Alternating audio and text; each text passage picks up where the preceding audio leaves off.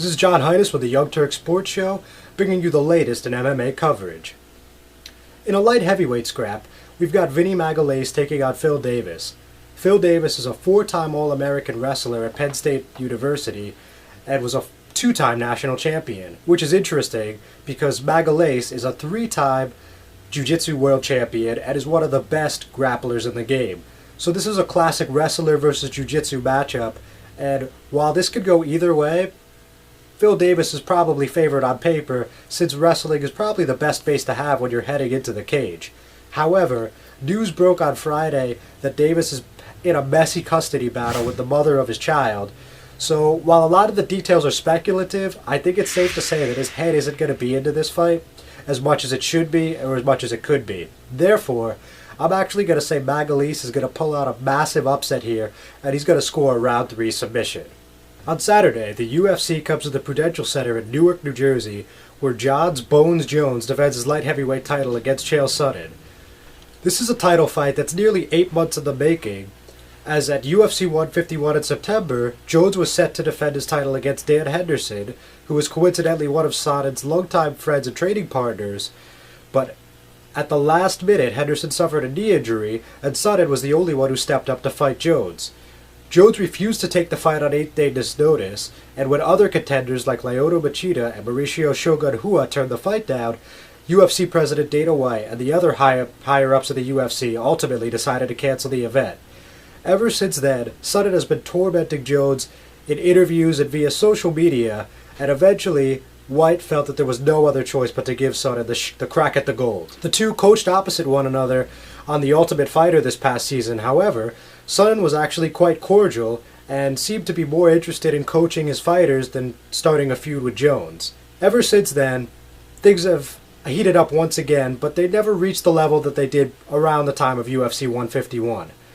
Both fighters boast excellent wrestling and are relentless with their pressure, which would be Sonnen's keys to victory. Sonnen needs to get those takedowns and utilize his ground and pound and wear Jones out over the course of the 25 minutes of the fight.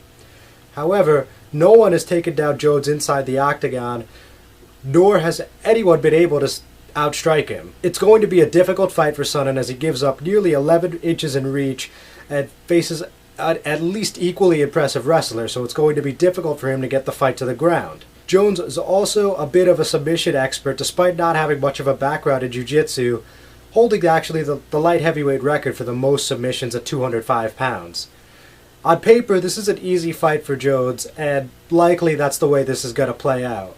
Sonnen will give him a scare or two and may actually be able to put him on his back a couple times, but at the end of the day, this looks like Jon Jones' fight to lose. Jon Jones via round 3 TKO is my official prediction for the Young Turks. In other main card action, we have lightweights Jim Miller, another Jersey boy, taking on Pat Healy, a Strikeforce import.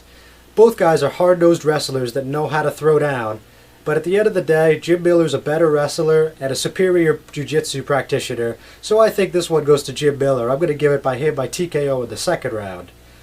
Also, at heavyweight, we've got French sensation Czech Congo taking on Big Country Roy Nelson.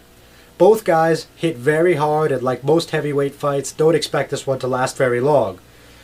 While Congo is an excellent kickboxer, a championship-level kickboxer as a matter of fact, his skills haven't translated very well to the octagon, and he has suffered a number of knockout and submission losses to his credit.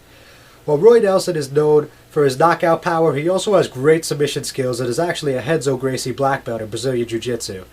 Wherever this fight goes, I'd say Nelson has the edge. I'd say this is a clear round 2 finish for Nelson. Additionally, in the co-main event at middleweight, we have Michael Bisping taking on Alan the Talent Belcher.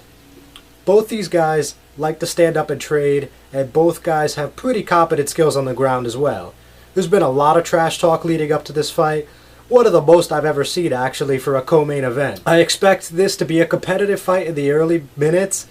I think Belcher's high-octane pace and heavy hands, as well as hard kicks, are going to catch up to Bisping, and that's what's going to lead him to a round 2 TKO victory in what is a critical matchup at 185 pounds. I'm John Jones with the Young Turk Sports Show. You can find my work on the UFC section and the MMA section of Bleacher Report, and I'm also the MMA editor for eDraft. That's eDraft.com.